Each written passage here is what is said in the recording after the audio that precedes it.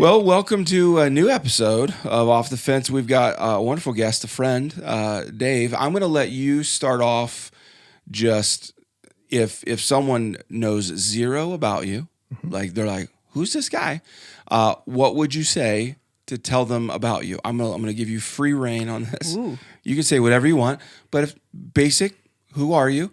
And then I wanna start digging into. You have a story that I think others need to hear, and because I think in fact, frankly, those right now who don't even know they need to hear it at the end of this are gonna go, I needed to hear that. So okay, so people who don't know you, how would you get to know them? Awesome. Thank you, David. I appreciate the opportunity just to tell a little bit about myself. Even though I don't feel real comfortable doing that, but that's all right, I guess. We're just having a conversation, right? So I'm Dave Westergaard. I am married to my best friend, Wendy. We will be celebrating 29 years of awesome marriage this summer. That's great. And, Congratulations, man. Dated for 5 years before that, I believe. That is correct. And so we've been together, 30 plus. And we're on an awesome run. And again, I can still say to this day, she is my best friend on this earth. And we are the proud parents of 3 awesome kids. Shelby, who's married to an awesome son-in-law. David also, so he's got to be a good guy. Good yeah. guy. It's a good name. Strong name. Yeah, exactly. And they have 3 children, all under the age of 16 months. Just had twins, They right? just had twins. Yeah, so we are also grandparents to Titan, to Sophia and Ember, which is an amazing, exciting new chapter of life. And our middle child, Alex, is technically a junior at University of North Dakota in Grand Forks, and where it stays cold pretty much 364 days a year. And that one nice day. that one nice day, I think they just had it yesterday. And so That's he's it, had the guys. one Go day. home. That's it. They're already moving back into winter. Exactly. That's great. Exactly. I've never been there, but now I'm not sure I want to go. It's a hearty group that lives Oh, there. sure, I bet. And, Yeah. You have to love hockey. Oh, As in sure. love hockey Yeah. over there and ice. I'd love to meet Love people, ice. though, that can Yeah. grit Yeah. in when that weather is like that. It's good people. Yeah, Good good. people. And Alex is studying to be a commercial pilot, and we'll maybe someday meet him if you fly United or Delta or Cool. what have you. And, Awesome. And our youngest, Noah, who just absolutely completed our family, is graduating. As I know you guys have a graduate coming up. Yep. Graduating from high school and is opening a new chapter in his life and heading off to Black Hill State Cool. to pursue a passion in the area of graphic design and Very cool. photography. He is our creative child and has always been our creative one. And, my brain kind of functions more black and white. Okay. His functions in complete and utter color. And, Cool.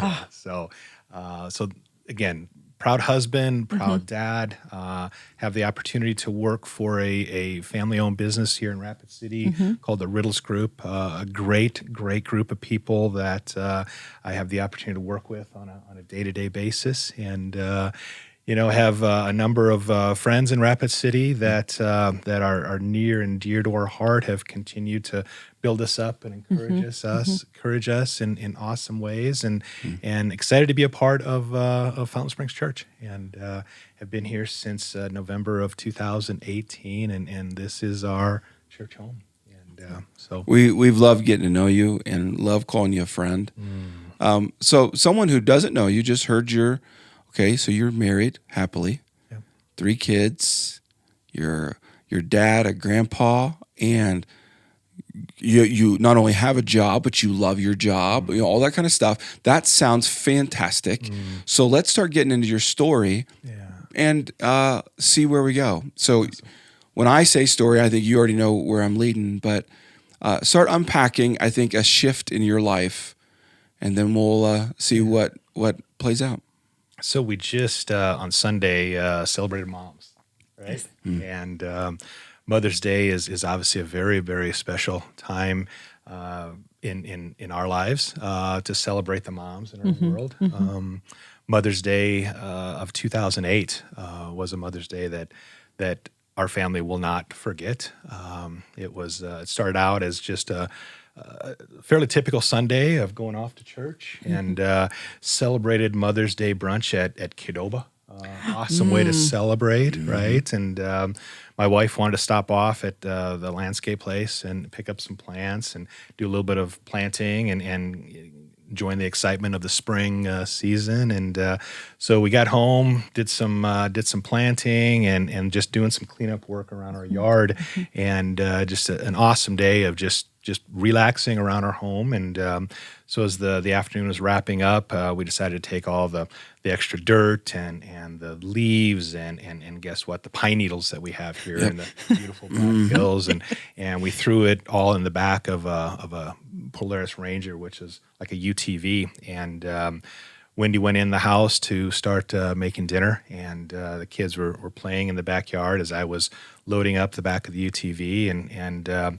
we, at the time, we lived in a home that was overlooking Rapid Creek in the area of Johnson Siding. And so I decided to pull the UTV to the back part of our property and was going to dump all of this stuff kind of in that back area just to keep it out of sight, in essence. And so I kind of backed into an area that overlooked the creek that had a large drop-off towards the creek. And as I dumped everything off, I cleaned out the back of the UTV and got back in. And I remembered thinking that I am really going to need to hit the gas as I back out of this area because I had backed into a very steep area overlooking the drop-off. And so I got in and put my foot on the brake, took off the emergency brake, and instantly hit the gas, but didn't realize that I had left it in reverse as opposed to putting it in forward.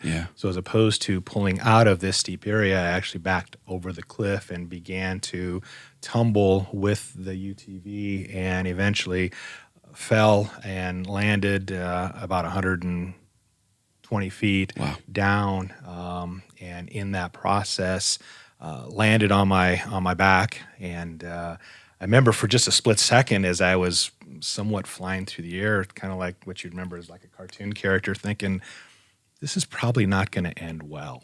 And landed with again on my back, and in that process, I remember just as the dust was settling, my back was flat against my thighs, and I promise you, I'm somewhat limber, but not near that limber. And little did I realize I was able to do that because my back was broken.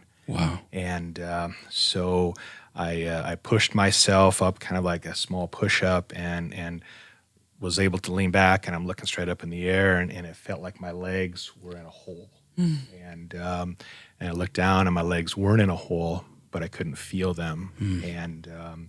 And instantly, again, this is a matter of seconds, and instantly I'm thinking that the UTV is still rolling down the hill behind me, and I'm thinking that the moment that hits me, God, I'm done. And in that split second, and I don't know how physically it happened, so I attribute it completely and utterly to God's protecting hand.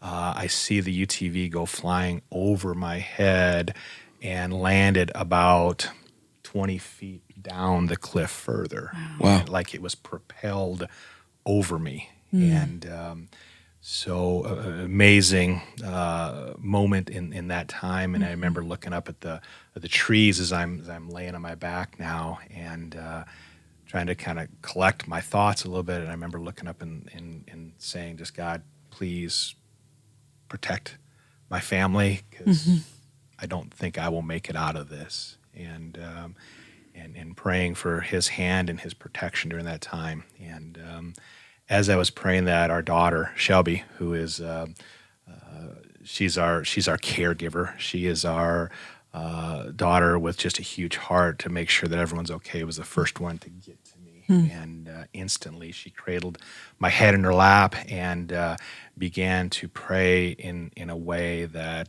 I have rarely heard people pray. And again, we're talking 14 years ago. She was young at the time. She was probably 10 years old. And so she began to cradle my head and say everything's going to be okay. And I heard Alex yelling for mom, and Alex got to me too, and he noticed that I was bleeding from a number of different places. And he's like, "Dad, I'm going to run up and get you some paper towels." You know, he's our provider, and so I remember thinking, "Oh, if all I needed was paper towels, that'd be a good thing." Yep. Right. Yep. Right. And little did I know it at the time, but my wife assumed that I rolled all the way to Highway 44, so she got in her vehicle and drove down to Highway 44, and she looks up the hill, can't see me, doesn't see me anywhere, and then she drives back up, and as I'm, even to this day, as I think about that, what she must have been thinking as she's driving down and then not seeing me or the kids and driving back up, of thinking, you know, what's going on? Where's my husband? Is he Right. dead? Is he gone? Right. It still, you know, puts just a hurt in my heart to think Yeah. about what she was thinking during that time. And so fast forward a bit, the ambulances were called, and they end up finally getting to me in the hill, and it took them probably about 2 to 2.5 hours to figure out a way to get me off the hill, and to make sure that they didn't, you know, hurt, you know, things more than what they were at the time. And so eventually they got me off the hill and got me into the ambulance, and Wendy jumps in the back, and we start heading off to the ER. And in that time, you know, the pain was substantial. But I wasn't fearful. I was Okay. I was generally in that moment peaceful of saying, God, this was not necessarily part of my plans Right. for this Mother's Day, but I did feel an overall comforting peace during that moment, that God was at work, God's hand was involved with this, and God was working in that time. And so get to the ER, and the surgeon who was on call at that time, a gentleman by the name of Jay Schindler, is no longer here, but my wife, has a lot of experience as a neurological nurse, said he was the perfect neurosurgeon to have on call at that time. He was fairly new. He was, in her words, a fairly aggressive surgeon. And he came in after they did the MRIs and the CAT scans, and said, "I am going to go to battle with your back. Wow. And we're going to do what we can do, but prepare your mind that you will never walk again." Wow. I can't imagine hearing that. Yeah. To this moment, that is a statement, again, that I will never forget. You will never walk again. And I didn't want to believe it. And Okay. so in that time, again, Wendy is there, and she is being surrounded by friends and, you know, members of church, and people are there in the waiting room praying for us and surrounding her. And from what I understand, at some point in time before the doctor went into the surgery room, he went in to visit with Wendy and the rest of our family and friends that were there, and they were praying around Wendy, and he made an interesting statement that you guys are praying, and I appreciate that. There's power in prayer. But I promise you, when I go into that surgery ward, I'm going to do everything I can to do what I can for your friend and your husband. And, you know, that was an absolute utter comfort to them. You know, appreciate his confidence in knowing what he needed to do in that moment. And so the surgery went well. I ended up in ICU for about a week after that, and within a fairly short period of time after surgery, I was able to feel sensation on my foot. Wow. And I still wasn't able to move my legs. I was still paralyzed from my waist and down, but I was able to feel sensation. Wow. And Okay. so continued the healing process, so whether it be in the neuro unit or eventually ending up in rehab. And during that time, I remember when I got out of ICU, and it was just Wendy and I one night in the room, and as husband, I'm thinking, I can't take care of my family. I can't love my wife as God has called me to love her in this moment and provide for her. And so I want to know how she's doing. And so it was just her and I just asked her the question point blank. I don't want you to sugarcoat this. I don't want you to tell me what you think I want to hear. I want to know where your heart's at right now. And she looks me in the eye and she said, I'm just glad I still got you. Yeah. As a husband, that's exactly what I needed to hear, and I am so thankful for those words, and that emotionally and spiritually certainly lifted me, and but I still had a road to go physically, and as we were walking through the rehab time, those days were grueling, those days were long. Those days were hard. And in that time, throughout the day into the evening, I could put on a smile. Yeah. I could engage with people. I could talk with people. I could appreciate my time with them. But at night, when the lights would go out, is candidly when I went to battle with God. I wondered why. I wondered, why is it so bad, God, to someday want to run in our front yard with my boys and play soccer or throw the football around? Why is that a bad thing? God, why would that be taken away from me? And someday I want to walk my daughter down the aisle. God, why is that a bad thing? And in those times of doing battle with God, I learned something, and God taught me something in an amazing way, that God is big enough to handle our questions. Yeah. God is He wants our heart. He wants our emotions to line up with His, and but He's big enough to handle our questions. We may not receive in the moment the answers that we're looking for, but in God's amazing, perfect timing, He is working out His plan in a perfect way. And during that time of being frustrated with God, it was tough to get back into God's Word. It was tough to read the Bible. It was tough to spend time with God in prayer, but through that and through the encouragement of my wife and friends, I began to listen to praise music, and praise music has always been something that is so centering for both my wife and I in our faith, and that helped open up some thoughts in my mind to lead me back to recognizing that God is in control, that God is working, that God's plans for us are perfect. And I remember one night in particular, after going to battle, God took me to Psalm 46:10, be still and know that I am God, even though the mountains may quake, even though there may be challenges in your life, be still and know that I am God. And what that meant to me, that was really the first verse that became truly alive to me during this time.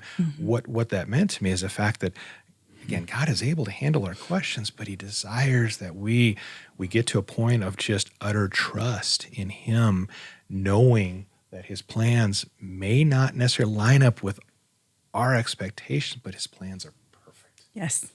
Plans are perfect. And It's so, because I know you, and I think you talk to different people about who they might have a rock bottom kind of experience before ever knowing God. Yep. And that rock bottom, they find God in that moment. Your story is a little different in that you have had a relationship with God for some time. Yeah. And so I think what's important for all of us to hear in your story is that you had a relationship with God, you loved God, you're following God, surrendered to God. God, I want your way. I'll go for it. And then you experience a moment that I think many of us would say you don't deserve. Yeah. That maybe the word that isn't fair. All of us, I think, encounter something where God, this isn't fair. I shouldn't have to go through this. So I think it's important that as you're rehabbing, not knowing what kind of function will return to me, what will my future life be like, just physically. Yep. You're having some very authentic conversations with God. Right. And I think that sometimes we think it's either A or B. It's either you have no questions of God. You're just like, whatever, God, it's cool. I'm totally fine with all of this. It's fantastic, or you hate God and run from God.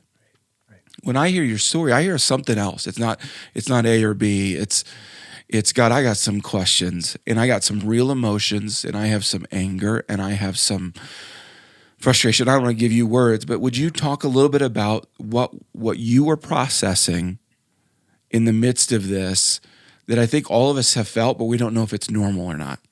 Right. I think during that time and what I'm processing is God, you are deepening my trust in you. You are showing me during this time, and it may not be as quick as what I hope, but you are showing me your good grace during this time. And that good grace, candidly, guys, could have been a 1/8 inch movement in the big toe on my left foot that I didn't have yesterday. Yep. And it was small little incremental changes that God continued to show me during this time that he is working out his plan. I do think during challenging times, people do have a number of different responses to it. Some get angry and turn from God. Some recognize that God, you are building a firmer foundation in my life of allowing me to recognize you as sovereign, you as Lord, and you as the King of my life. And that's what he showed me. Is during this time before this, and there's times I wondered before my accident if I went through a tough time in life, if Wendy got sick or one of my kids got sick or someone close to me was in a car accident, how would I respond with my faith? How would my faith sustain me during that time? I wondered. During this time, God gave me a clear answer that foundation that he was continuing to lay and continuing to firm up in him was solid. Yeah. Yeah. That doesn't mean that I didn't have questions. Right. That doesn't mean that I didn't have frustrations. And I think, again, those emotions that we have are God-given. What's so amazing about our Heavenly Father is that during that time, he will provide a peace, not necessarily based on changed circumstances, but a peace of aligning our thoughts with God, whatever your plans are, I'm good with. Yeah. And in that, I believe our faith provides that freedom in life. And if our goal is just to have our plan fleshed out according to the way we want it to go, I think we're going to be disappointed. Reminds me of that phrase, the what if versus even if this happens, Lord. But what if that happens or this happens? And that was a message David gave so many years ago, but I always go back to that. Right. The even if. I want an even if faith. Right. Yeah. And I think that's so beautiful. And that's kind of the word picture I get as you're sharing that is the even if faith. Right. That even if this happens, Lord, you're still good and you're still big and I'm still yours. And I think that's really special. Yeah, and I think even with and even if faith, there may be moments in that, Katie, where you're wondering. Yes. You're wondering, can I get through this. God, I really wish things were the way they were before, or I really wish the things are the way I think they're going to be in the future. Yeah. Again, God has wired us with those emotions, Yes. but if it consistently then comes back to God, whatever that may be, I'm good with. And you think about Jesus in the garden. How many times did Jesus pray, Father, if it may be your will to take this cup of suffering from me, Right. that'd be awesome if you do that, right?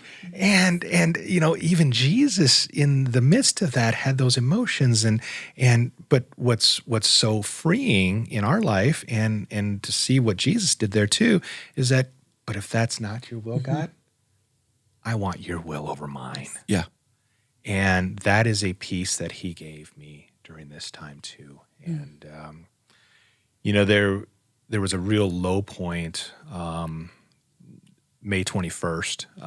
It was about 10 days into this, and I finished up my rehab for the day, and it was a combination of rehab and occupational therapy and things like that. And at the end of that rehab session, the lead physical therapist came to me and handed me a thick catalog of wheelchairs.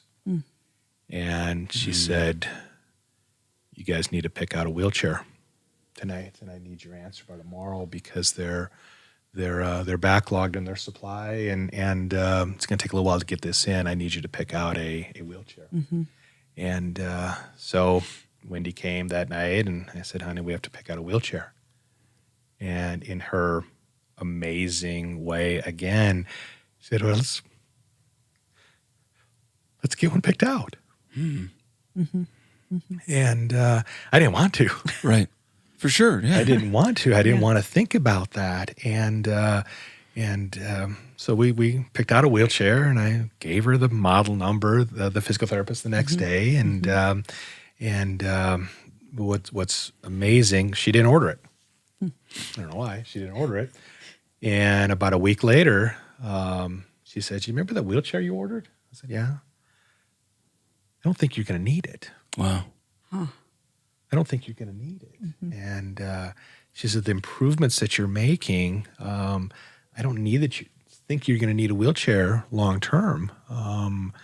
We have a loaner here that we could give you that you could take home when you go home. I didn't have a release date yet, and that's kind of rehab terminology in the physical therapy world of a release date of when you're going to be released to go back home. I didn't have a release date yet. Okay.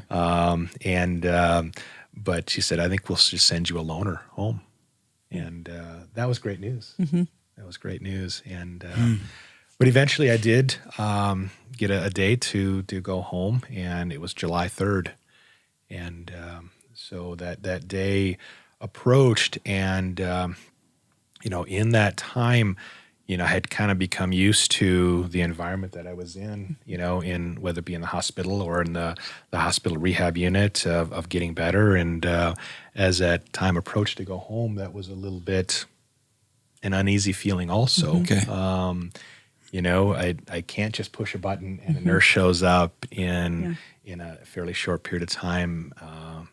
But shortly thereafter, the excitement of going home and being back under the same roof with my family, overtook those anxious moments of being worried about that, and ended up going home on July 3rd, and to an absolutely reunited family and a home that had been remodeled by friends and family members, Really, to make it accommodating for me. A roll-in shower and and bathroom facilities that I could work through in a wheelchair, and a room that my son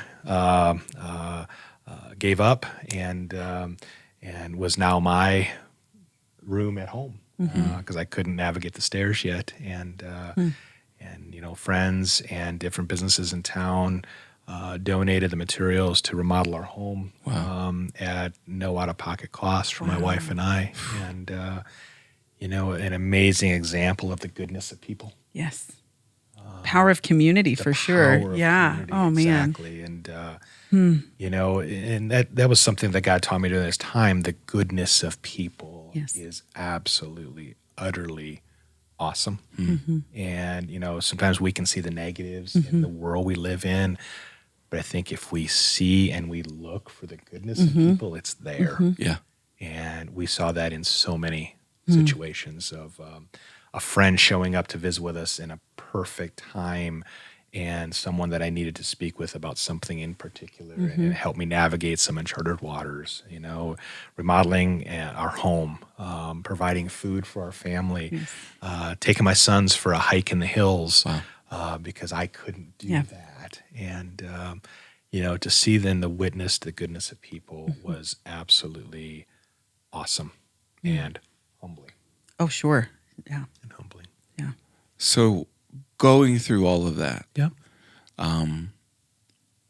obviously it's even you're thrust into a new lifestyle, a lot of things, and I think we all have different reactions to that kind of stuff, especially when it didn't go our way. But then you see some victories in it. Yeah.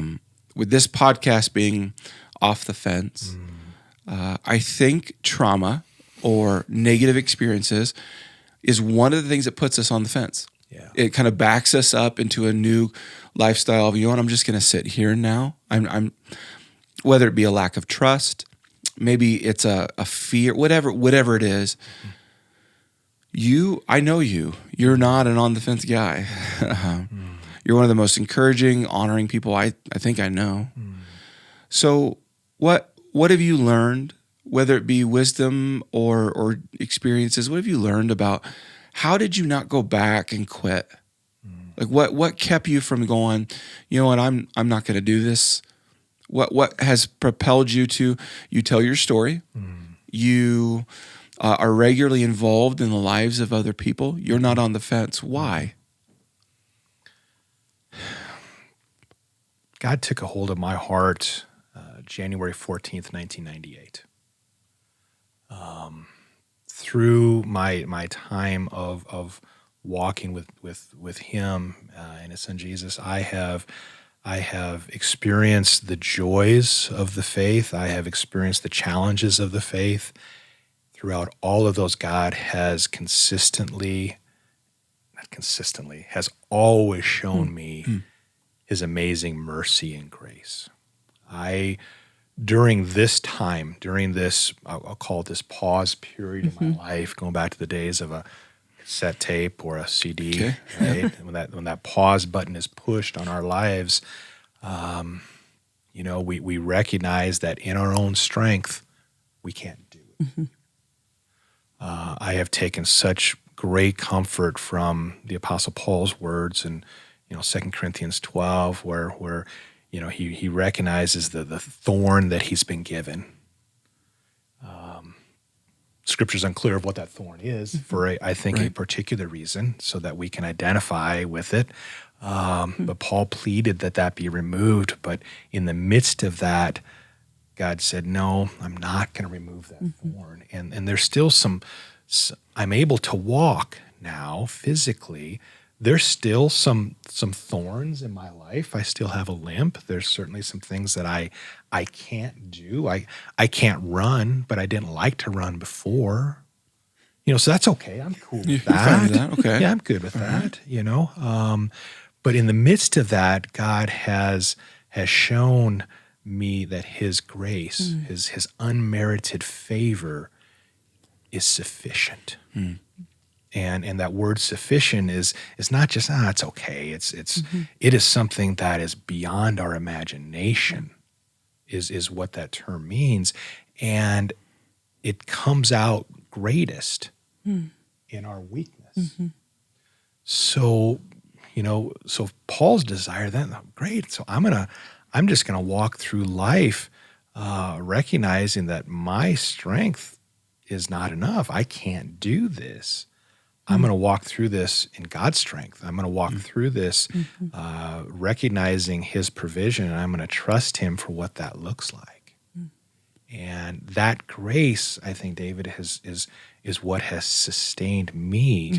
His more than sufficient grace that's kept my faith off the fence. Okay. And I do, after I got out of the hospital, I continued outpatient rehab, and in that period of time, I would stay really busy throughout the week, and I was able to return to work on a part-time basis. They were our team was just so amazingly accommodating for me from a professional perspective. So during the week, I stayed really busy. Okay. The weekends came around, and I was in a state of depression on the weekends because, again, I'm still having a fair amount of pain. I am still continuing to heal, and my spine is still continuing to do some weird things. And the weekends were tough.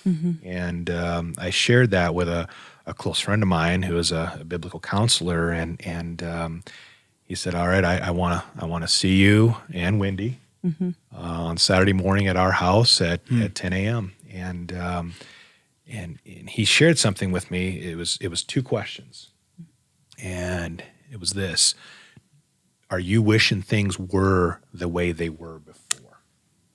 Oh yeah. Whoa. No question. No question. I wish things were the way they were before. All right. And he's like, it's tough. He said, the book of Ecclesiastes 7 talks about not wishing things were like they were before. And he goes, my second question is this: are you anticipating what things are going to be like in the future? Oh yeah.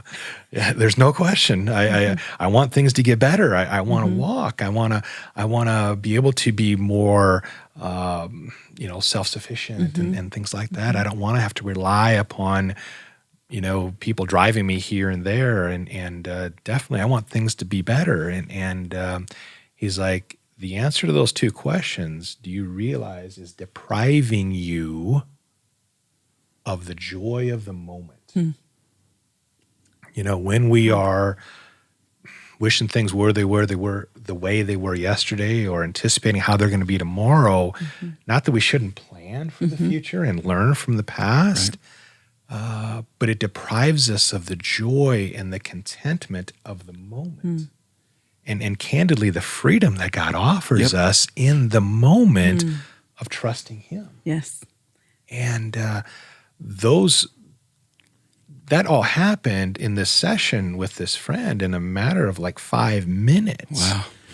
And it rocked our world. And, it's a truth that God continues to live out in our lives of appreciating this moment. Yeah. Yes. Well, and even the lesson of the moment. There's so much that we can learn in the today, but you're right. We often are looking back or looking forward and missing even what God wants to teach us. Absolutely. Absolutely. Dave, that's so helpful. I've always visually thought of how it's easy to put handcuffs on, where one handcuff is the past, one handcuff is the future, whether it be a fear of or a remembering of, and we don't realize that we've just handcuffed ourselves.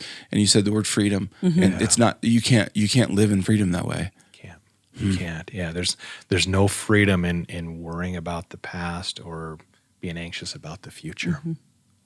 And as rehab continued on an outpatient basis, I was able to take my first steps without the assistance of a cane or a forearm crutch in October of that year. October. And, So wow. Again, I'd taken steps, but with crutches or a walking device and what have you. But October, I was able to take first steps without. It was about 3 steps, but That's amazing. Without the assistance of some other type of device. And eventually in December, we returned the loaner wheelchair to the hospital and gave it back to them, which was an awesome thing to be able to do. I bet. And what I'd been so honored with, and still honored to this day, of there have been many opportunities that I've had to go back into rehab and speak with others that are walking through different challenges, whether it be a stroke, whether it be a spinal cord injury like mine, or other types of issues. And for a while, the rehab unit had my cell phone to invite me in to hopefully encourage another that's walking through a similar path that I was, quote unquote, walking through, though I wasn't walking. And that has been just an honored opportunity for me. I would call that hallowed ground, to be able to speak to another that is walking through those challenging times in their life and hopefully offer them hope. That, guess what, there is a good God that is working a good plan through your life. You may not recognize that, but he is, whether you recognize him as Savior or you don't. And those have been great opportunities, and God still opens up those doors to share my story or to share it with an individual. And I don't want it to be a commercial about me. I want it to be a statement of God's grace and God's mercy and candidly God's provision during this time. And a big thing that he taught me during this time also is the fact that we will never leave his presence. We may feel like we're on an island. We may feel like we're walking through this alone. But whether it be an injury like mine or another challenge that we face in life, because as whether you're a follower of Jesus or you're not, you're going to experience tough times. And Scripture is really clear, that we are to consider it pure joy when we experience trials of many kinds. How do we do that on our own? I don't know how we can. I don't know how we can. But we, as we walk with him, as we recognize that we are never leaving his side, there's a peace with that. I'm challenged to use the word joy going through that because it's tough walking through challenging times. Right. We've all walked through them. Right. But we look back and say, God, you really grew my faith during that time. And, I think of the process of refining gold. The process of refining gold takes heat, a lot of heat, 1,200 degrees Fahrenheit. Wow. To get gold to a point where it is being refined. And in that process, all of the impurities in that gold rise to the top at that temperature. And the goldsmith is able to wipe away those impurities. And what does it do? It makes the gold more pure. And I think that's what challenges do for us in our life, is it continuously is purifying us as individuals and conforming us into the image of Jesus. I am 100% convinced that people needed to hear your story. One, thank you for your vulnerability. Yes. It's easy to hear someone's story, but we forget that, wait a minute, that requires vulnerability. It requires effort. You work for a living. You could be at work. You could be doing a lot of things, but you've chosen to take time to say, I want people to hear this. And I also know, and you said it, but I'll emphasize it. Your heart is not that people know the story of Dave. I know you well enough. Your heart is that people will hear the story of hope through Jesus Christ. Right. That they would get that. Your story is, here's moments in my life that were difficult, but the hope of Jesus Christ was available and present the whole time. Completely. Yes. Well, we love you very much. What people don't know about you, maybe those who do know you this way, but Dave is a constant encourager. You speak truth. You speak kindness. You speak challenge. You speak it all over the place into people's lives, through a phone, in person.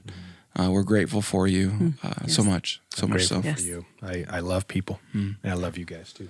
Well, if you're listening and you're basically just on the fence right now, or watching, and you're on the fence of, you're going through stuff, or you're afraid that you're going to go through stuff, or you went through stuff and you're like, I don't know how to get moving. I hope this is the spark to get you at least spending some time with God and knowing that today is the biggest day that God wants to spend time with you. It's not just your past and not just the future. Today's a big day for you. So know that our hearts are to help. So if you need help, you need to reach out. You can text us at 605-250-1224. But we're grateful for you.